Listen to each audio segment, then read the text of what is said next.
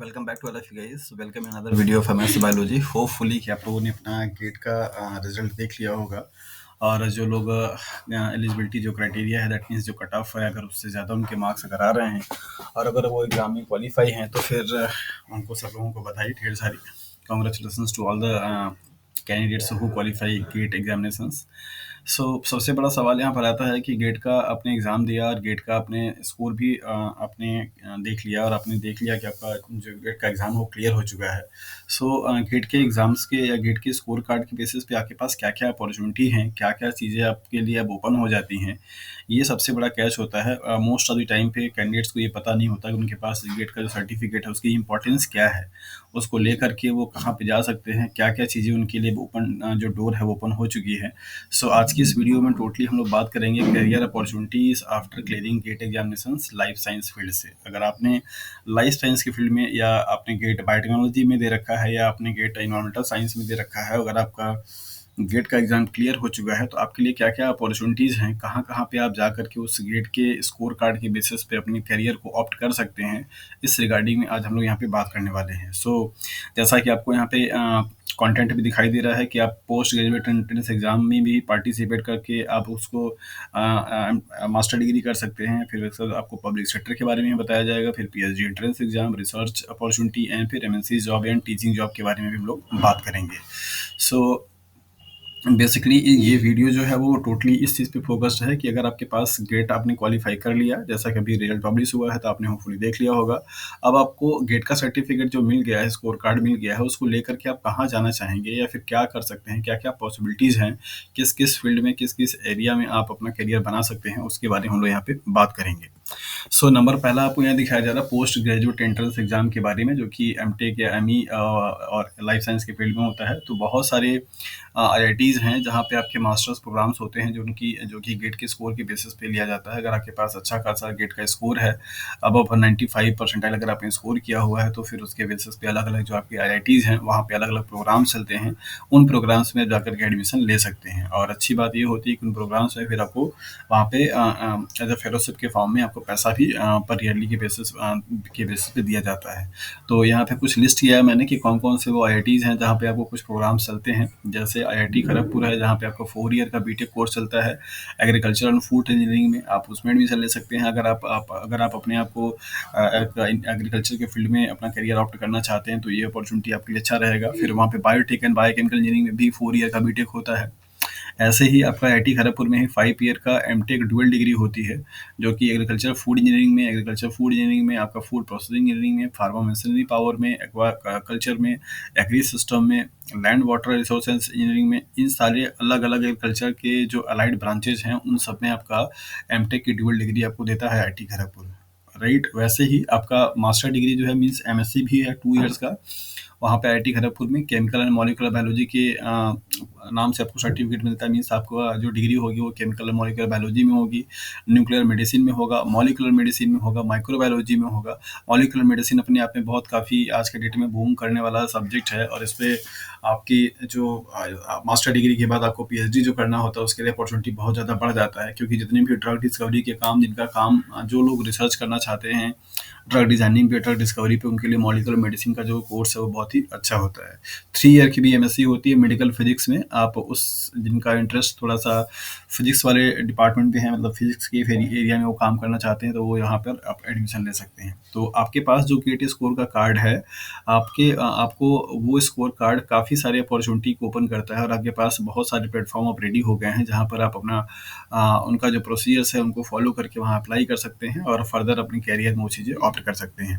Similarly IIT Kharagpur की तरह IIT Bombay भी है, आईआईटी मद्रास भी है, आईआईटी कानपुर भी है और भी बहुत सारे आईआईटीज़ हैं। आईआईटी मंडी है, आईआईटी इंदौर है, आईआईटी के और भी जो ब्रांचेज आईआईटी पटना है, ये सारे जो आईआईटीज़ हैं यहाँ पे अलग अलग मास्टर डिग्री के क्या होते हैं प्रोग्राम होते हैं और इन मास्टर डिग्री के प्रोग्राम में आपको एडमिशन लेने के लिए गेट के स्कोर कार्ड की क्या होती है ज़रूरत होती है। तो यहाँ पे कई सारे लिस्ट मैंने रखा है बना करके। 5 ईयर बीटेक प्रोग्राम है, 2 ईयर एमटेक प्रोग्राम है, 2 year MTech program environmental science है, बायोमेडिकल इंजीनियरिंग है, इन्वायरमेंटल साइंस इंजीनियरिंग के लिए है, बायोटेक्नोलॉजी के लिए है, बहुत सारे ऐसे कोर्सेस हैं। पीएचडी है, एमएससी पीएचडी डुअल डिग्री है बायो साइंसेस में एंड बायो इंजीनियरिंग में, एमएससी पीएचडी डुअल डिग्री है इन्वायरमेंटल साइंस एंड इंजीनियरिंग में, तो ये सारे आपके कोर्सेज़ हैं जो कि ऑफ़र किए जाते हैं गेट के स्कोर के कार्ड के बेसिस पे।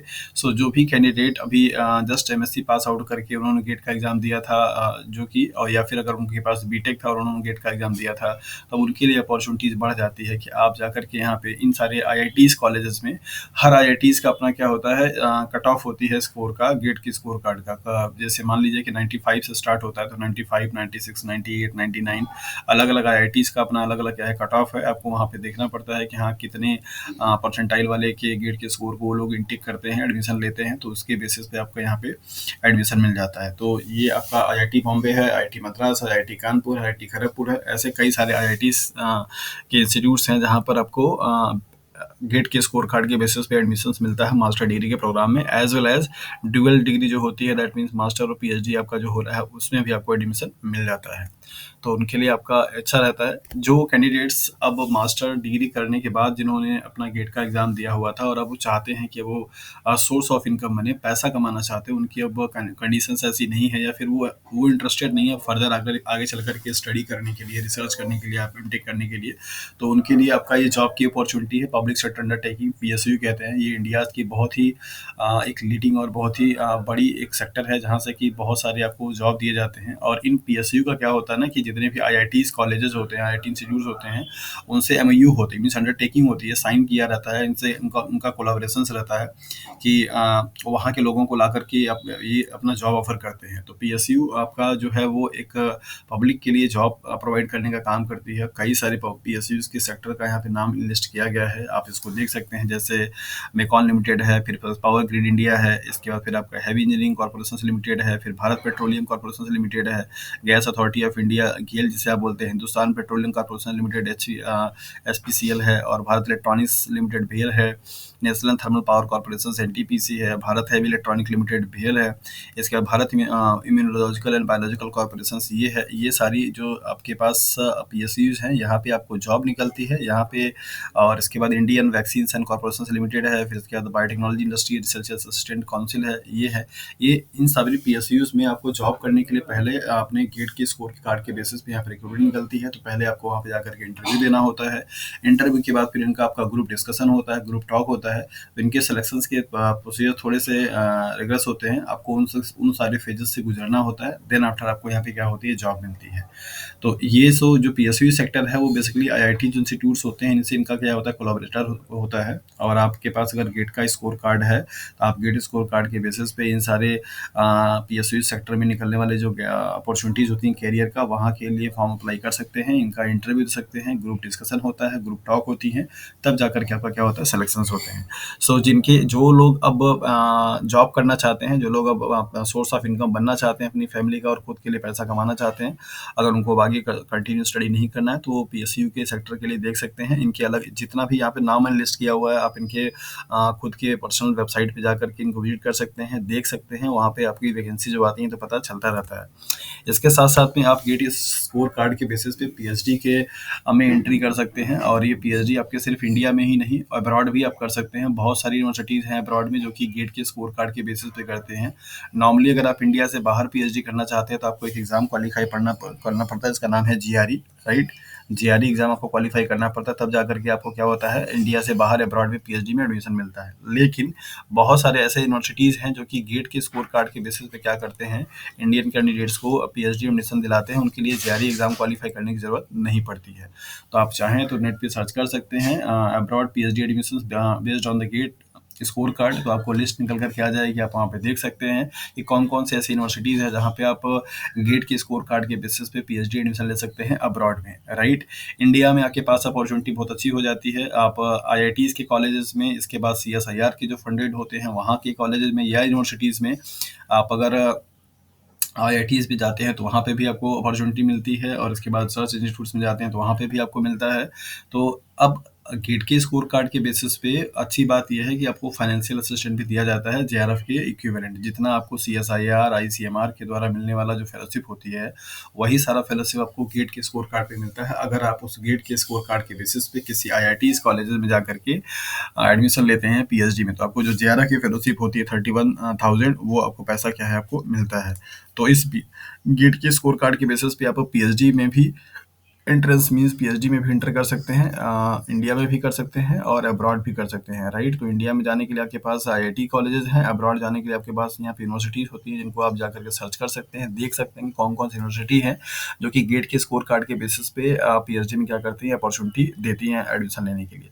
इसके बाद नेक्स्ट आता है आपका रिसर्च अपॉर्चुनिटी। जैसे मान लीजिए कि अगर आप पीएचडी में एडमिशन नहीं लेना चाहते हैं, आप चाहते हैं कि किसी प्रोजेक्ट में काम करने के लिए आप रिसर्च असिस्टेंट के रूप में काम करना चाहते हैं, राइट। तो उसके लिए आपके जितने भी सीएसआईआर फंडेड इंस्टीट्यूट्स होते हैं वहाँ पे अगर आप जाते हैं तो आपको एज अ रिसर्च असिस्टेंट या रिसर्च एसोसिएट रिसर्च असिस्टेंट के रूप में काम करने को मिलता है या प्रोजेक्ट जेआरएफ के रूप में काम करने को मिलता है, और उनको भी फेलोशिप दी जाती है प्रॉपर, वही जो उनका फेलोशिप होता है, दैट इज 31,000।